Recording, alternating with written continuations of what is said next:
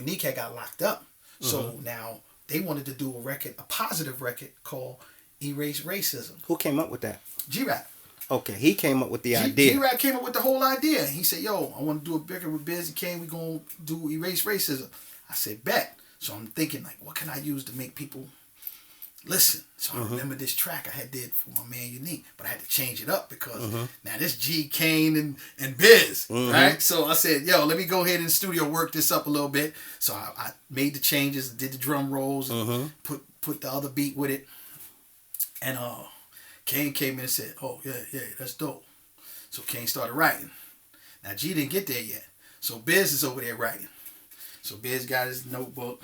Kane got his notebook. So now I got to, because we always wanted G to be on a slow, funky beat. Because G is witty with his rhymes. And I knew that. Is that the one that Heavy D was on? No. No, what? No, this is just me, Biz, Kane, and G-Rap. That's it. I'm thinking of a beat in my head, but I see Heavy D was on something that it's a slow joint. So I got G in the right pocket where I want him. So I said, whatever he got, it's going to be funky because this is where I always wanted to hear G at. So we get to, G comes in the studio. So Kane's like, yo. So Kane like that. So, I know Kane pen is up to par. So G said, because he had already told us he had the rhymes. So G came, he's like, oh, this what y'all doing? He said, and he said, yo, give me a pen and a paper. I said, I thought you had your rhymes already, G. He said, I did, but I see what we doing now. Nah, man, y'all think y'all gonna roast me on my own record? He said, nah, I'm write something else. Right. So now G's in there writing, right? So we get in there. So now G said, yeah, all right, I'm ready. So G goes in the booth, blazes it. If you hear the rhyme, so why would I be killing? Yo, he just killing it. And he said, I've been rattled to a battle that just hit me. Like he rhyming. He like I always pictured it. Like I knew that if I gave G a funky slow beat, but I would rather him been on some killer. But we was on some. Is this around the time when they had the Stop the Violence movement and no? This is Don't 92. Curse. This is remember 92. That's the song I was talking about with Heavy D.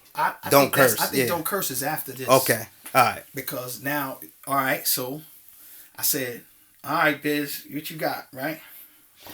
So I'm seeing where if I'm going to put Kane or I'm going to put Biz on the verse, because I'm thinking Biz is writing the verse. So I'm doing 3 verses. So G blazed it. So Kane said, yo, I'll go on it, right? No, Biz said, no, okay, no, I got it. I'm going, let me go now, right? So I said, so Biz said, I got it. So when I came off of G verse and Biz said, "Law ink is black." The whole studio just went. Kane was like, so that's what you was writing all this time? We looked at the paper. It said, the ink is black, the page is white. Together we learned how to read and write. He really wrote that shit. Oh, man. I was crying, but I said, don't. I ain't giving Biz a verse. I'm going to make that the hook. Right. The ink is black. The page is it. So Big Daddy. So Kane comes on. Kills it. So Biz ended off. The ink is black. He in the studio. In the booth. He hard. The page is white. Together we learn how to read and write. You got people that's black and people that's white. Let's stop racism and let's unite. Biz go watch this and crack up. Yo, I'm crying right now. Listen, thinking about it. So Biz, and then he bust off into a rhyme, and I thought he was getting ready to get it. He said, to the black and white, the red and the yellow, to all the party people, I like to say hello. Biz Markie for y'all. Ain't nobody beats the Biz, baby. That's it. Listen. We finished that joint. We is in the studio holler. I said, yo, fam. G was like... And the rest is history. Right. We did the video. Fab Five Freddy did the video. We had fun. And that was a positive record I think should have got more play. Right. Even to this day, in Black History Month, I don't see why radio stations ain't playing it. Right. We got no play with an Erase Racism record. Right. Which would probably work right now. With G-Rap right. and Big Daddy Kane. Right. And Biz on the hook. Right. And we can't get no radio. On Cold Chillin' Warner Brothers. Come on. Come on, man. Come on, man. Ladies and gentlemen, that's our session with Kool V for this time. We're going to come back, get some more footage.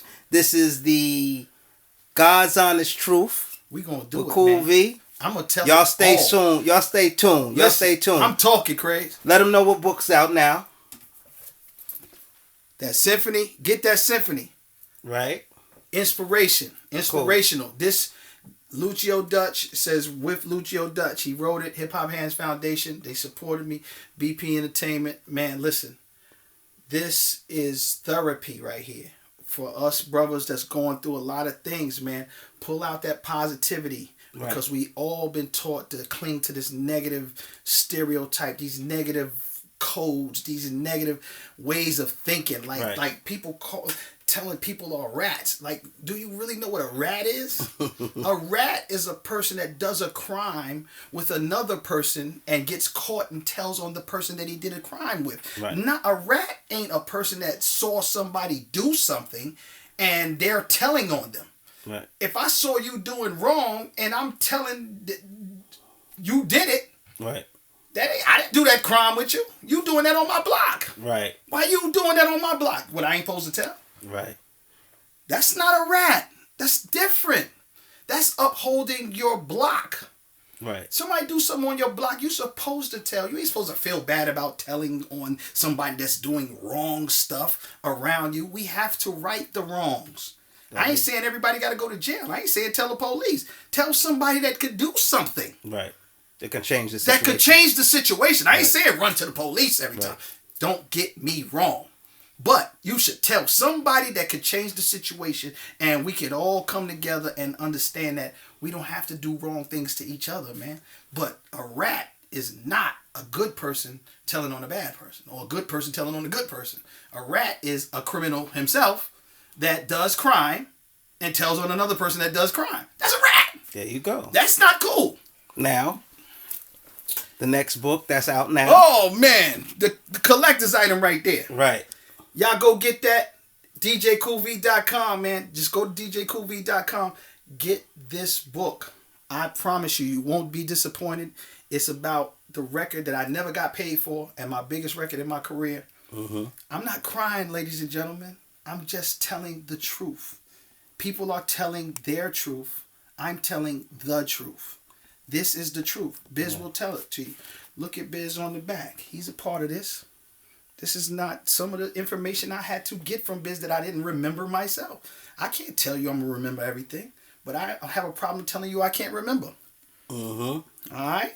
There we go, and there you have it. DJ Kool V never sleeps. Put it down. That's right. Get DJ that, Kool V. Please go the get God's that. Honest Truth. Yes. Kraze. Thank you, man. Listen. We here, baby. We big back. Big shout out to BP Entertainment, Hip Hop Hands Foundation. We here, baby. It is all the way out. Every month we coming. We Every coming. month. I'm going to give you whatever story. Tell me what y'all want to talk about. Right. Ask them. Hit Kraze. No. Leave it in the comments because Kool V reads the comments. Yes, I do. Right. Yes, so if you got I gotta questions, read them now because people be sneaking stuff in there and you don't see it. They be like, "Why V didn't say nothing when he said it on the comment?" Right. I'm listening to the comments. You know what we're gonna do? This is what we're gonna do for the fans. At some point, we're gonna do YouTube Live, and they can ask you questions right then and there. They don't have to wait. We cool with that? Yes. You heard it. And I'm gonna let you pick the person that asked the dopest question. You gonna pick right? It, right? And we gonna send you a book.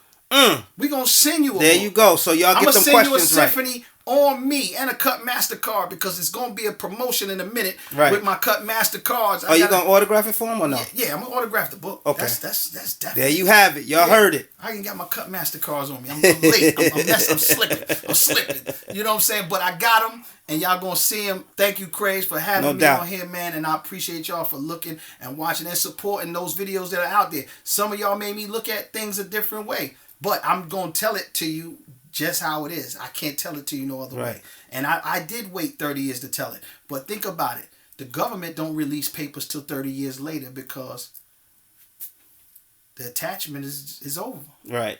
It's over. Right. Statute of limitations is over. It's over, y'all. Everything is over. So I'm releasing things 30 years later. I'm not releasing it because I'm going to get some money from it. Right. I didn't get no money. I didn't get no credit anyway. But my grandkids need to see that their grandfather did some things in hip-hop too. Right. That's all it's about. My legacy. I understand the crew's legacy. We have a legacy together. But I'm securing mine now. Get your questions ready. Have them up there. Leave those comments. We'll be back. Yeah, and Duke Booty's father was in the education field, and he kept me on the straight and narrow. I didn't know that Duke Booty would later be, that his son was Duke Booty. So I was going to Duke's house because Cheese was DJ Cheese is my partner too. He's a guy that helped me, further my career and get into the business.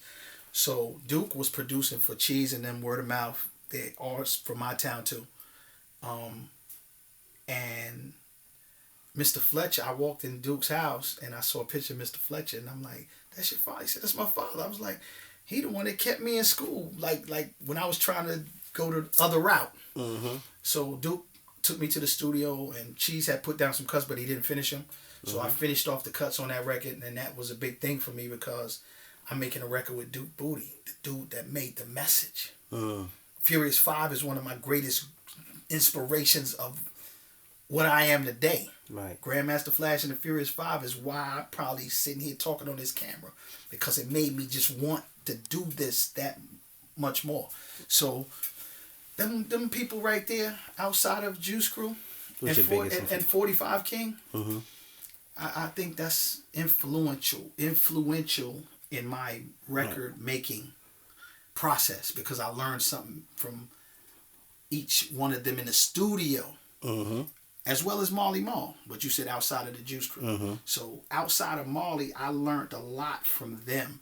The other influences you're going to see in the symphony. So if they get the book, they're going to see the influence that everybody put on me. Well, we talked about a few people that wasn't here. You just talked about people that wasn't here. And somebody you mentioned in your book that was very much part of hip-hop, died early, was Scott LaRock. Yes. Tell me about your relationship with Scott. Scott LaRock is in the symphony. Go get the symphony. And while everybody thought we was beefing, we wasn't even beefing. We was making history, and Scott was way ahead of his time, and he was a great mind. Scott had a vision, and he said we can make way more money off of this than we ever thought about. So we all went on tour with Luke Skywalker, 2 Live Crew. The world didn't get a chance to see that. I mean, some people. Now, when you say we went on tour, who was on that tour? 2 Live Crew, MC Shan, and Boogie Down Productions. That's all that's on the tour. They got an opening act coming out. Shan come on. We do our thing. Boogie Down come on. They do their thing. So, Boogie Down got their fans. They thinking it's going to be the big beef. The stadium is crowded. It's packed. And then 2 Live Crew come out there and smash the whole joint with records people ain't we never heard. Right. Because they wasn't playing them in New York. But we saying these records are big, man. And we was on that tour together. And Scott died when we came home on the break from Ohio. We flew home. And so what did you and Scott used to talk about? I guess Scott was the first business dude. Scott told me that I was more important than I thought I was when it come to the Juice Crew. He was like, yo, V, you making a lot of this shit work. This is what Scott told me. We eating breakfast. He took me to breakfast. The last time I seen Scott LaRock, we ate breakfast together. And he said, Kool V. He said, yo, man, you doing good things. He said, yo, get your business right, man. He said, look, you doing it. Because we and Shan was doing the show. I was putting together records that they wasn't expecting. You know, me and Shan was doing routines and everything. Like, we doing the bridge live. Like, we was killing it. How much do you think that hurt Shan's career? It didn't hurt Shan's career more than... You don't think so? Because nah. he talks about it a lot. Like, I don't say he talks about it a lot. Think about it. If Scott would have lived, New York would have seen the show. The show, Chris and Shan is bringing it every night. It ain't like we getting crushed out there. We out there bringing it, baby. Shan is doing what he got to do. I'm behind the turntables. We doing it. Right. Anybody that saw the show, they'll tell you I can't make it up. This is the truth. The yells and the screams don't lie. When you walking out there and you do something and the crowd go crazy, that's what it's all about. It's all about performing. And Scott knew that we was on to something. He said, we could do this ourselves, man. Why we ain't doing this ourselves? He said, Luke, he doing it. But meaning having your own label. Yeah, well, having our own label, not having our own label, but doing our own tour. We could have did BDP versus MC Shan all day long. Right, especially at that time. At that time? Yeah, y'all would that would have been big. Right. We was talking about that. People don't know that they was talks about BDP joining the Juice Crew. They don't know about this stuff. You know what I'm saying? After the whole records came out? Yeah, after those, you know, the bridge is over. After Scott died. Okay. So, the talks was happening when we was on the road together. Right. We was with each other every day. So y'all was just making it work for what it was. We was making it work, man, and it was a beautiful situation. Like, we never was beefing. Right. Chris, my man. You know what I'm saying? Scott, my man. D Nice, my little brother. You know what I'm saying? Like, you know, Will, everybody. Scotty. You gonna see the pictures? You see the pictures online? That's at that time. This ain't another time. We was already cool with BDP anyway. From hanging in Latin Quarter and all these other spots. So when the thing with Shan, you know, it wasn't never a point where it was going to blows. Well, I heard an interview that Shan did, and Shan kind of said that, you know, at that time, it seemed like everybody in the Juice Crew kind of just stepped back after Chris. That's how he felt. That's how he felt, but I was on the road with him. Right. So how did he really feel? No. Did he feel that way? He might have felt that way because we all respected Shan as a great lyricist, and he's still to this day one of the great storytellers. Look at the body of work. Look at his pen. We was looking at it like we wanted to do beats for him, but Kool Chillin' and them didn't want us to do the music. They wanted Marley to do all the music. So Marley did all the music. So what about the other albums. I think what I was getting at was I believe Shan felt like the MCs, not y'all as music, but the MCs kind of didn't have his back. He didn't ever say that to me. Did you see that interview though? I saw them talking about that. Right. Yeah, he but kind I of can't felt talk like about something that we didn't have a conversation right. about. You know what I'm saying? Me and Shan is that close where he gonna speak his mind regardless. That's one thing you gotta love about him. And Shan is in the symphony. Yes. You know what I'm saying? Listen, DJCoolV.com. Get that symphony, baby. Shan is in there. Because me and Shan will get in the trenches. If Shan call me right now and tell me he need me, I'm gonna try to be there as best I can. This day, 2018. Right. It ain't no different than 1988. It ain't no different. This is what it is. See what I'm saying? That's why me and my brother is always going to have a great relationship because he's real. He's going to let you know how he feel. If he don't remember something, Shan don't remember a lot of stuff. Shan be like, man, I don't remember that. And I'm like, yo, you don't remember when we... And then he'd be like, oh, yeah. And sometimes he'd catch on. But you got to respect his realism and understand that, yo, he's doing him. Shan never did nobody else. He did him. And he did him well. You know what I'm saying? Like, he never left you wondering with the pen. Now, the beats, that's something else. You look at it. Tell me.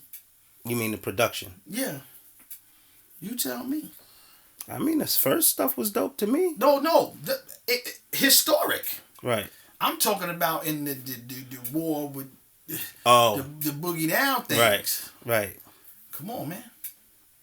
Well, just imagine Shan rapping on Bridges Over. Right, because it sounded like they kind of used some of the bridges over, didn't it? No, I'm just saying, but No, I'm saying KRS-One them kind of used the same kind of sounds, I guess. To a degree. No? Yeah. We all sampling the same stuff. Right. It's all good. So, but what I'm trying to say is imagine Shan rapping on that. That beat instead. That beat. Oh. Yeah, Shan always had that voice too. His voice is Right. golden. It's unmatchable. Right. It's distinctive. You got distinctive voices in hip hop that are never you're gonna know. You're gonna know when you hear MC Light. I don't care what record it's on. You're gonna know when you hear Derek X, Sadat X. You're gonna know that. That's a distinctive voice. You're gonna know Noriega when you hear it. It's distinctive. Right. You know what I'm saying? It's not easily. Right. You see what I'm saying? It's distinctive voices. You're gonna know Rakim. It's just people that have these voices, and Shan has that melodic voice that can sink into a track. If you give him the dope track, he gonna give you something dope. Okay. He gonna give you something dope. Like I told you, some of them records we was doing off different records when we was on tour. I'm cutting up everything for Shan. Kool G's rap pens game. Woo! Talk to me about that. Incredible. G is like. Was it a lot of competition between him and Kane? Just friendly. Yes. They was like the kings of the dojo. You know what I'm saying? It was like, come on, man. It was. Hey, listen. I could tell you a story about us recording a record that I did for G-Rap called "Erase Racism." I know it. Yeah, positive record. The one, the video where they all sitting on all sitting on the stoop. Yeah. I had just got shot, so like I'm, How did that happen? We ain't going. Okay, all right. You just got shot. Go ahead. Yeah. Right. I'm on the crutches and everything in the video. You can see I got the cast on and everything. So, we come in the studio, and this is a record that I actually did for another cat, but he had got locked up. All right.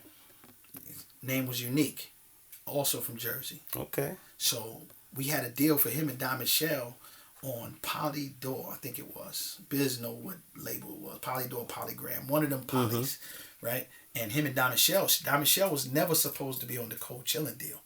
Him and Unique was supposed to go on that, and then the other groups were supposed to come to the Cold Chillin' deal. So that's why, a lot of that confusion is misconstrued.